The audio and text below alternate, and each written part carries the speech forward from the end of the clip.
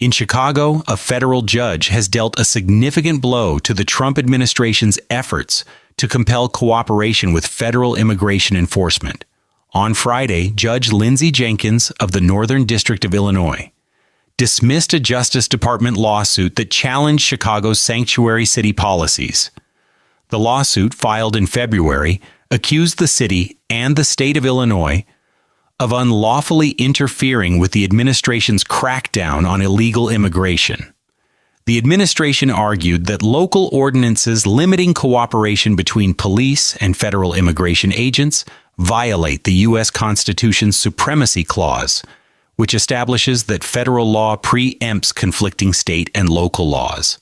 However, Judge Jenkins, a President Biden appointee, rejected this argument.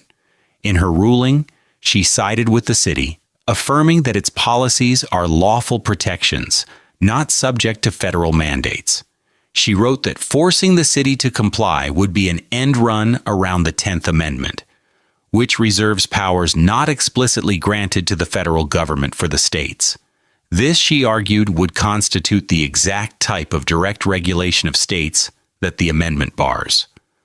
Chicago's Welcoming City Ordinance, passed in 2012, prevents city agencies from assisting in civil immigration enforcement. The state of Illinois enacted a similar law, the Trust Act, in 2017.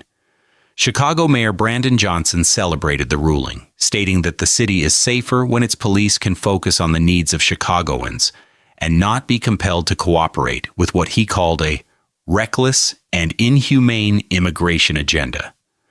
The decision comes as the administration pursues similar legal challenges against other sanctuary jurisdictions, including New York City and cities in New Jersey and California. From a battle over federal authority to a case that could redefine it, a landmark lawsuit has been filed in Texas that seeks to hold an out-of-state doctor liable for an abortion. In a federal wrongful death suit, a Texas man is suing a California abortion provider, alleging the physician murdered his unborn children by mailing abortion pills across state lines. The case, Rodriguez versus Coito, is the first of its kind to test the modern-day application of the long-dormant Comstock Act, an 1873 federal law that bans the mailing of any materials related to abortion. The plaintiff, Jerry Rodriguez, is represented by Jonathan Mitchell, the legal architect behind Texas's restrictive SB 8 heartbeat law.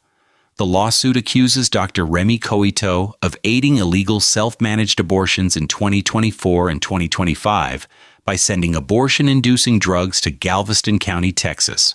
Rodriguez claims his girlfriend's estranged husband purchased the pills and pressured her into taking them, ending 2 pregnancies that Rodriguez says were his. The suit alleges Coito violated not only the federal Comstock Act, but also multiple Texas laws that require abortion drugs to be administered by an in-state physician after an ultrasound and informed consent. Coito is not licensed to practice in Texas. This legal strategy is being viewed as a direct challenge to so-called shield laws, passed in states like California, which are designed to protect their medical providers from legal action originating in states where abortion is restricted. By filing a civil wrongful death suit directly in federal court, the plaintiff's legal team is attempting to bypass those state-level protections. The case could set a major precedent, potentially creating a new template for anti-abortion litigants to target the telehealth supply chain for abortion pills, a key method of access since the Supreme Court overturned Roe v. Wade. The Trump administration is also signaling major changes in legal immigration policy.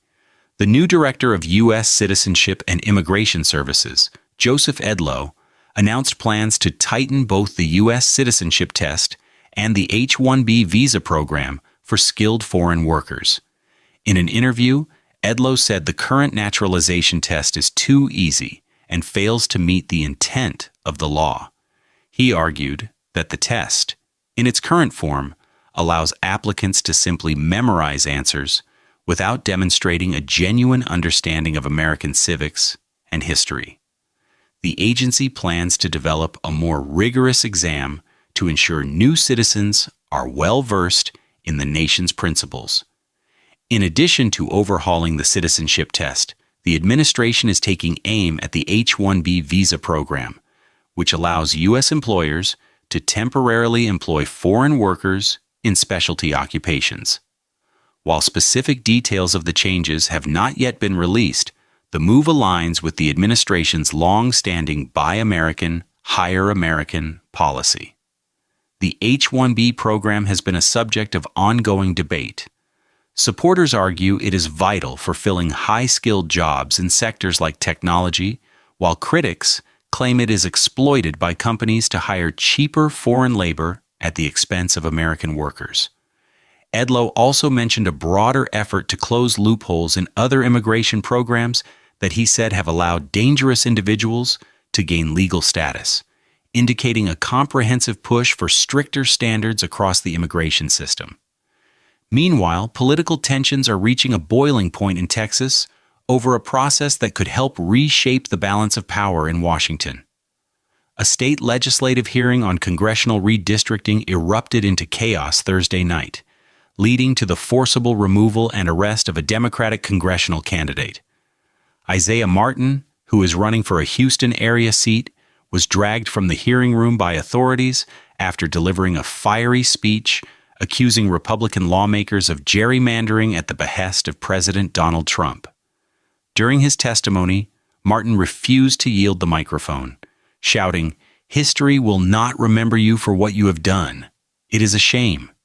He was later released from jail, and all charges were dropped.